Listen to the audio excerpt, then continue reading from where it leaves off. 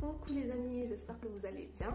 Donc là je vais faire une petite vidéo pour faire le point sur la drépanocytose et les yeux jaunes, parce qu'en fait j'ai souvent la question et je me suis dit on va faire un petit point là-dessus et ce sera utile je pense, parce que la question revient vraiment. Ce qu'il faut déjà savoir, c'est que les globules rouges des drépanocytaires vivent moins longtemps qu'un globule rouge dit normal. Donc un globule rouge normal va vivre 120 jours. Un globule rouge drépanocytaire va vivre environ 20-25 jours. Vous voyez déjà la différence. Donc tant que quelqu'un qui a ces globules rouges qui vivent 120 jours, vous, au bout de 20 jours, ça y est, le corps il est déjà en train d'essayer d'en fabriquer d'autres. Donc tout ça, ça pompe de l'énergie. D'où aussi vient la fatigue et l'anémie. Quand ces globules rouges meurent en masse, ce qu'on appelle l'hémolyse, ça libère une substance jaune qu'on appelle la bilirubine. Et où elle va se loger en fait? Elle va se loger dans le blanc des yeux et également dans les urines. Voilà. Donc c'est pour ça que vous avez les yeux jaunes. Parce que en gros c'est annonciateur comme quoi vous avez beaucoup de globules rouges qui sont morts de l'hémolyse. Donc ça peut être aussi annonciateur de crise. Donc vous, en tant que parent, vous voyez ça chez vos enfants.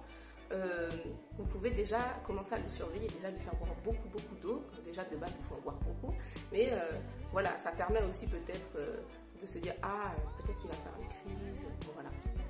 Pour les parents, il faut également on va dire ces signes chez les enfants, parce que la rate elle peut piéger en fait une grosse quantité de globules rouges, ce qu'on appelle la séquestration splénique. Et du coup, votre enfant, il aura les yeux jaunes, il aura une pâleur, il sera fatigué, vous voyez, les urines un peu plus foncées.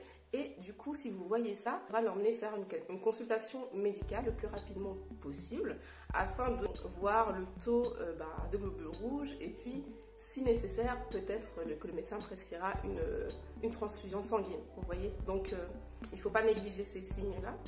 Et qu'est-ce que je peux donner comme conseil? Déjà, le premier conseil, toujours boire beaucoup d'eau,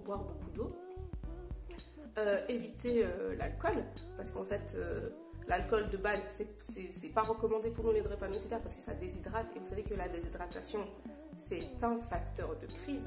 Un dernier conseil qui est vraiment très utile, n'oubliez pas de prendre votre acide folique. N'oubliez pas, c'est vraiment très important, donc c'est de la vitamine B9. Donc beaucoup la confondent avec le fer, ce n'est pas du fer.